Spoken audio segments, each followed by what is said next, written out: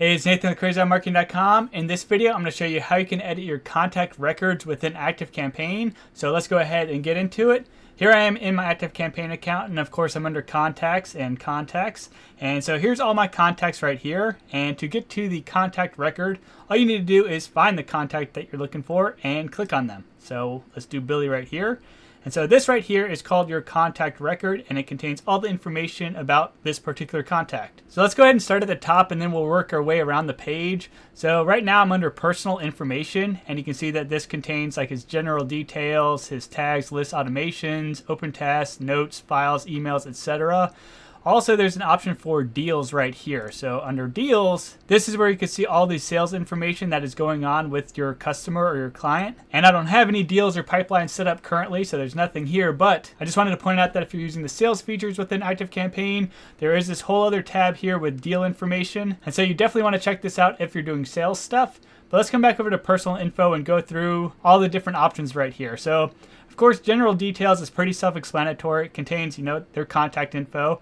You could hover over it and change things if you want to. Like we see Billy is spelled incorrectly right here. We should have one Y right there. So we could just change it and then come up here and save changes. And now Billy's name is spelled correctly. If we want to, we could go ahead and adjust other information as well. So maybe we want to add them to an account. We can just click that option, hit the drop down, add them to an account. And we could also add a job title if we wanted to. I'll just click on Save Changes. Coming on down here, we have tags. So we can see all the tags that have been applied to our contact. And you could go ahead and add tags if you want to. So you can type one in, new tag, press enter. And just like that, you've added a new tag to the individual. Or you could go ahead and remove tags as well. So I don't want that new tag applied. I can just press that X button. We can see what lists they're members of as well. So I can see that they're on the master contact list, and I could go ahead and click this add button, and I could add them to other lists if that's relevant to do. However, I don't have any other lists to add them to, so I got no options there. I'll just go ahead and click OK. We can also see all the automations that they're part of, and we could also add them to automations as well. So if you have automations set up, you could go ahead and add them to those automations. Coming on down here, we have tasks. So this area could be very useful if you're doing a bunch of hands-on stuff, like you're calling the client and stuff like that. You can go ahead and add a task right here. And so we can go ahead and fill in the relevant information. So for example, interested in plan A, call to give them details. And then task type, we have call, email, lunch, or meeting. I'll leave it on call right there. I could go ahead and assign it to whoever I want to handle this particular task. And I'm just going to leave it on myself. We have the due date, so when we want them to have been called. So let's go ahead and put it sometime in the future. We want them called by Saturday at 17:11. And so I could go ahead and write a more detailed task description if I want to, but I'm not going to.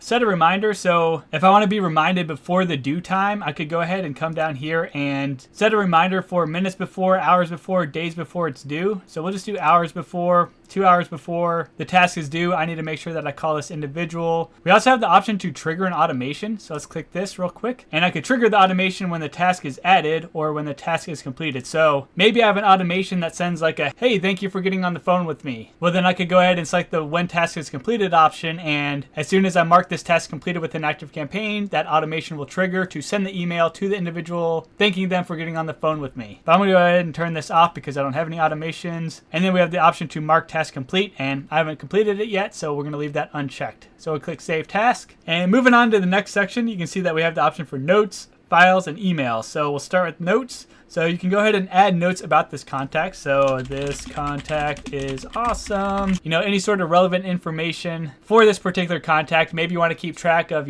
personal information so that we can have a conversation starter with the individual. Stuff like that that might help you close a sale. And I'll click on Save. And of course, you can add multiple notes if you want to. And you could go ahead and edit a note or delete a note. So whatever is relevant. Over here we have files, so here you could add files that are relevant for this particular contact. So maybe you have a contract or something like that drafted up, and you could go ahead and upload it right here, so self-explanatory.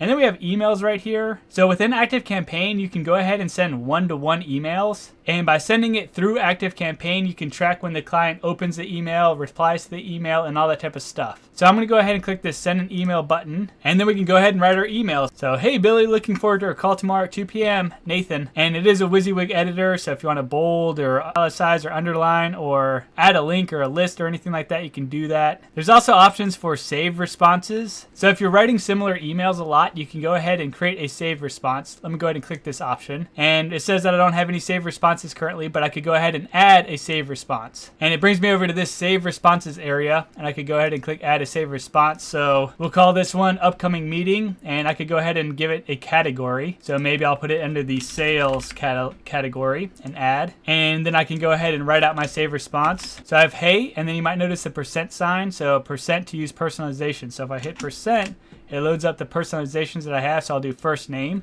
and then, comma, I'm looking forward to our meeting at. So there we go. I have a save response. I'll go ahead and click on save, and let's come back over to my contact record, and let's open the save responses again, and we can see that I have the sales right here, an upcoming meeting, and you can see that it added my content.